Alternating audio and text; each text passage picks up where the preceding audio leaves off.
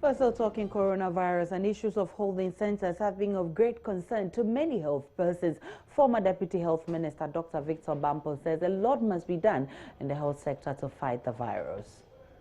I think that it's good that $100 million has been made available. That's fine, but I want to say that we should learn one thing, and that is that health systems are not built overnight. We can't expect the 100 million to turn overnight into the kind of people that we need to operate the ventilators, to do all the specialist things that people need to stay alive. We must continue to put investments into our health systems. There was a reason why all the health facilities were put up, and I think it would be good for us to maintain this, because if we are guided by history, then every so often some of these events occur. So we know that it will come. We don't have to sit and wait until it's at our door before we then try to. Victor Bampo is a former health minister. Let's take a while longer on coronavirus, but this time in Parliament, where North Tong MP Samuel Okudzeto Ablakwa is calling for the setting up of a special parliamentary committee to monitor how the executive is dealing with the coronavirus situation. Speaking on the floor, he said such a move will ensure the situation is properly contained. Mr. Ablakwa is also asking the executive to urgently provide to Parliament requests for approval of the $100 million the President says will be dedicated to contain the virus. Is the Honorable Deputy Majority Leader also going to possibly consider a special committee to be set up to carry out some oversight, some monitoring of what the executive arm is doing, if the Right Honorable Speaker can consider that? I think that it will be very, very helpful if this House can consider a special committee to carry out oversight of the preparedness measures that have been announced by His Excellency the President. And finally, Mr. Speaker, I note that there is going to be an extension. We'll be sitting on Monday and sitting. Ningo Pram MP Samuel George is requesting that sanitizers distributed in the house be changed to automated ones so they do not become a source of spread of the coronavirus. It's possible that these sanitizers could be changed and the automated ones that have sensors put in there.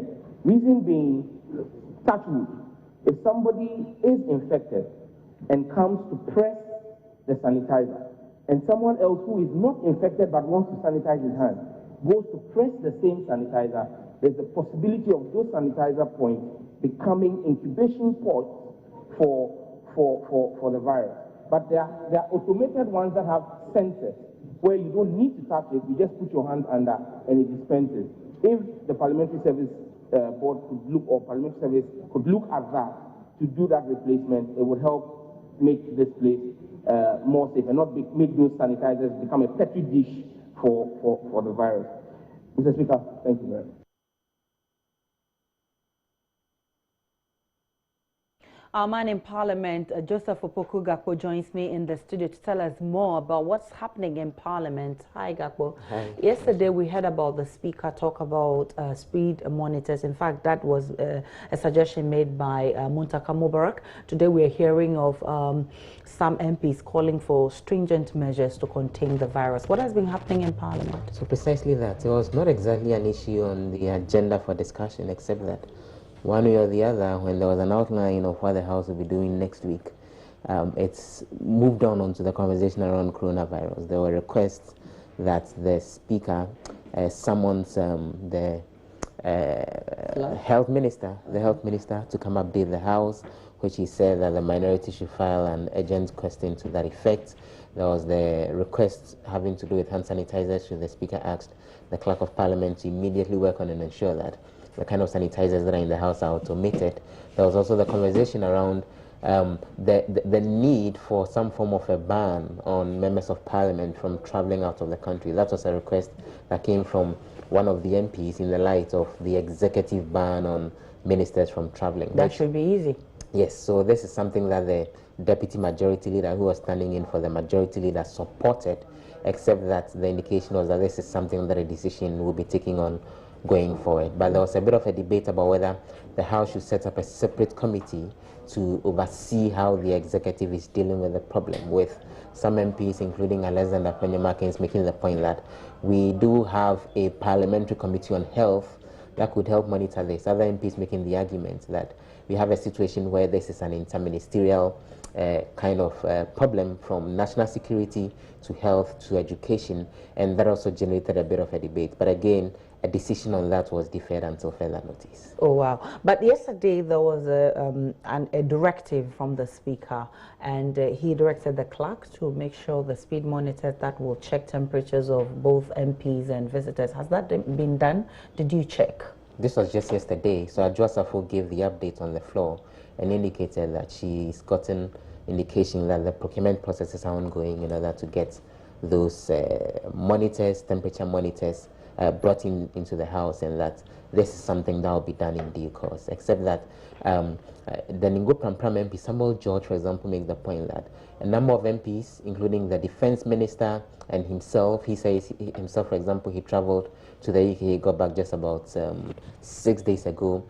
He says he's been requesting for an opportunity to have himself checked and for the necessary testing to be done as to whether he's safe and that he doesn't have the virus. But he says from the indication that he's getting, these tools for the tests are unavailable, which he thinks is a very worrying situation if even legislators who've traveled out of the country cannot be tested, and that he thinks that it's about time that Parliament put some pressure on the executive to do what is right and get more of the test kits in to avoid a situation where people would harbor the diseases for a while and end up spreading it to other persons. Well, of course, I've also heard calls for the president himself to be tested. But in all of that, we're hearing also that members of parliament are calling on the executive to bring in the $100 million for approval so we can begin to spend and make sure we contain this disease. Exactly. So a call that came from Samuel Okudzeto Ablakwa, except that for now it's unclear as to whether the executive would really be doing that and whether we'll be seeing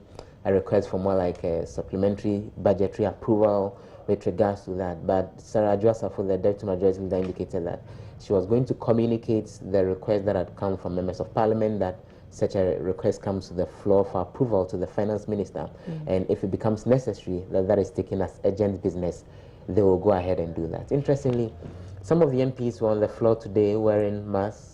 I think I saw some, George. Yes, it wasn't just him. And gloves? And gloves. It wasn't just him. Also, Dr. Zaneto Rollins, the MP for Clotte-Colley, was equally in that. And she explained on the floor that they would want to send a signal across that wearing a mask and wearing gloves is not out of place when there is a pandemic of this sort. Kobna Mintakando, the minority spokesperson on health, was also in the mask and also in the gloves. And you'd recall that Ras Mubarak actually did this about 2 weeks ago, and looks like it caught on with the other MPs, even as the conversation continues. But the sense you get is that MPs are worried about themselves being infected. In fact, Ras Mubarak made a request on the floor of the House today that Parliament should consider banning visitors from coming into the House and sitting in the public gallery, because anyone could walk in with the disease and end up infecting legislators. So it looks like they are worried. They are more like panicking over the chances of the disease spreading among the legislators going forward. Quite interesting. We'll be monitoring what happens in Parliament, but maybe we should emulate the examples. Bring in mask, gloves when we come to work. In fact, wear long sleeves, Gapo. And wear Wellington boots. That's an option. Thank you so much. Gapo is our man in Parliament, and he's brought us some updates from Parliament.